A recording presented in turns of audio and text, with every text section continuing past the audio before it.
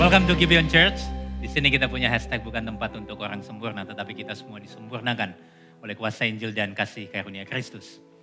Kita sudah memasuki pertanyaan katekismus yang ke-51 dan seperti biasa kita akan bersama-sama merenungkannya. Tapi saya akan membacakan pertanyaannya lalu kita bersama-sama membaca jawaban serta ayat Alkitabnya. Pertanyaan yang ke-51, harapan apa yang tersimpan bagi kita dalam kehidupan kekal? Mengingatkan kita bahwa dunia sekarang yang sudah rusak ini tidak akan ada untuk selamanya. Tidak lama lagi kita akan tinggal bersama Allah dan menikmatinya selama-lamanya di kota baru, di langit baru dan bumi baru. Tempat kita akan bebas dari dosa sepenuhnya dan selamanya dan akan mendiami tubuh kebangkitan yang diperbarui di dunia ciptaan baru yang sudah dipulihkan. Wahyu 21 ayat 1 sampai ayat yang keempat bersama-sama. Lalu aku melihat langit yang baru dan bumi yang baru.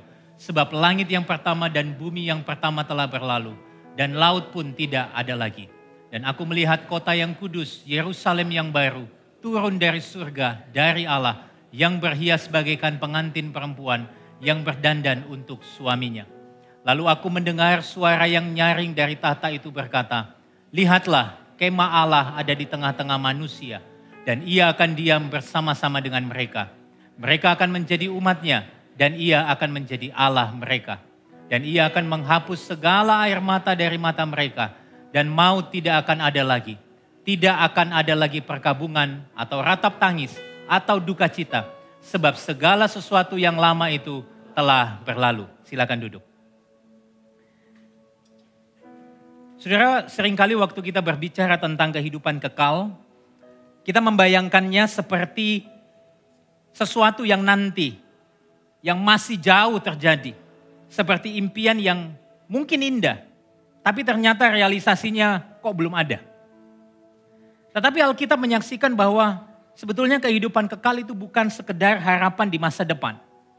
Melainkan sebuah kepastian yang seharusnya mengubah hidup kita di sini dan sekarang ini. Saudara, kita sadar sekali bahwa kita hidup di dalam dunia yang hari ini jatuh di dalam dosa. Dunia yang penuh dengan penderitaan, kehilangan, bahkan kita menghadapi ketidakpastian. Segala sesuatu bahkan tampak rapuh, jauh dari kesempurnaan. Tetapi kabar baik Injil mengingatkan kita bahwa kehidupan kekal yang dijanjikan Allah bagi kita itu pasti. Sebagaimana yang kita baca di dalam Wahyu pasal 21 tadi. Janji ini mengatakan bahwa dunia akan dipulihkan. Kejahatan, dosa, bahkan kematian bukanlah kata akhir di dalam hidup kita. Dan adapun kehidupan kekal yang diberikan Allah, itu adalah kepastian yang membuat kita hari ini berani untuk menjalani hidup. Bahkan di tengah-tengah segala penderitaan, tantangan, pergumulan yang kita hadapi. Itu ibarat seperti saya dan saudara adalah seorang pelari yang tahu garis akhir dari sebuah perlombaan. Dan mahkota kemenangan yang sudah pasti. Demikian halnya hari ini kita bisa menjalani hidup dengan sebuah keyakinan. Mengetahui bahwa apapun yang terjadi, garis akhir kita bukanlah kehancuran, melainkan kemuliaan. Dan semua ini saudara akan membentuk cara hidup kita saat ini. Kalau kita membaca 1 Yohanes pasal yang ketiga ayat yang ketiga, di sana dikatakan setiap orang yang menaruh pengharapan itu kepadanya, menyucikan diri sama seperti dia yang adalah suci. Ini membuat kita sadar untuk apa? Tidak terikat kepada hal-hal yang ada di dalam dunia ini.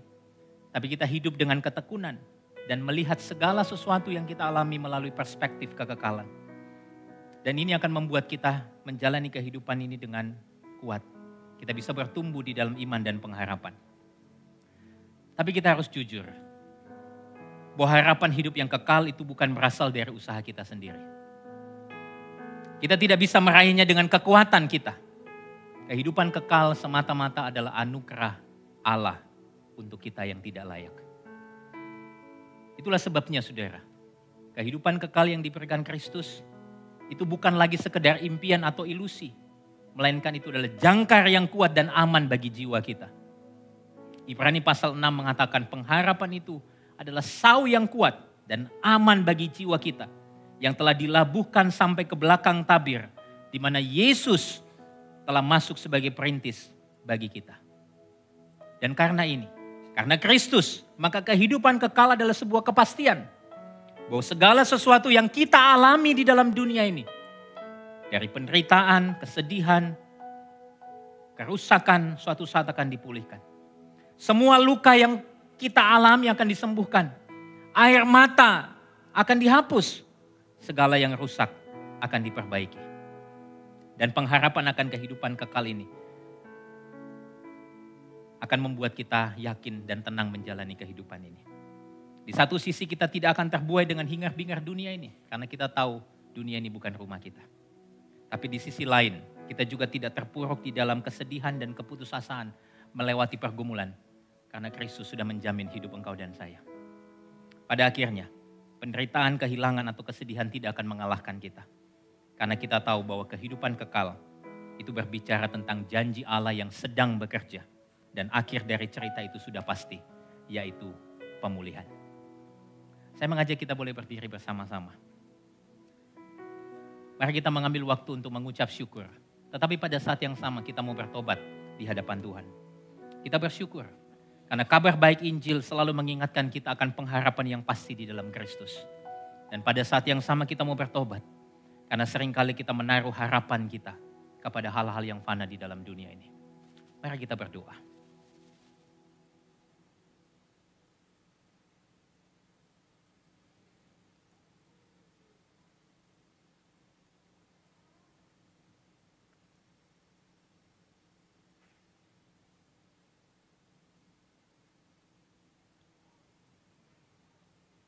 Tuhan, kami sadar bahwa sekarang ini kami semua masih hidup di dalam penderitaan dan kesusahan. Ada kalanya kami merasa putus asa dan bahkan lelah di dalam menjalani hidup ini. Tapi kami tahu dan kami bersyukur bahwa Engkau adalah Allah yang Immanuel. Engkau tidak pernah meninggalkan kami. Engkau terus bekerja di dalam hidup kami, bahkan terus memproses kami semua. Ampuni kami Tuhan, kalau seringkali kami masih menaruh pengharapan kami kepada hal-hal yang fana. Hari ini kami diingatkan, kami mau bersyukur bahwa semua penderitaan, kesusahan, bahkan kematian bukanlah kata akhir di dalam hidup kami. Suatu saat Engkau akan memulihkan dunia ini. Dan biarlah pandangan kami selalu terarah hanya kepada Engkau saja. Supaya ketika kami menjalani hidup ini, kami menjalaninya penuh dengan keyakinan. Bahkan waktu kami melayani, kami juga melayani dengan sukacita. Dan waktu kami melihat masa depan, kami tidak takut karena Engkau beserta dengan kami. Terima kasih Tuhan, ini doa kami. Yang kami naikkan hanya di dalam satu nama, Tuhan kami Yesus Kristus. Amin.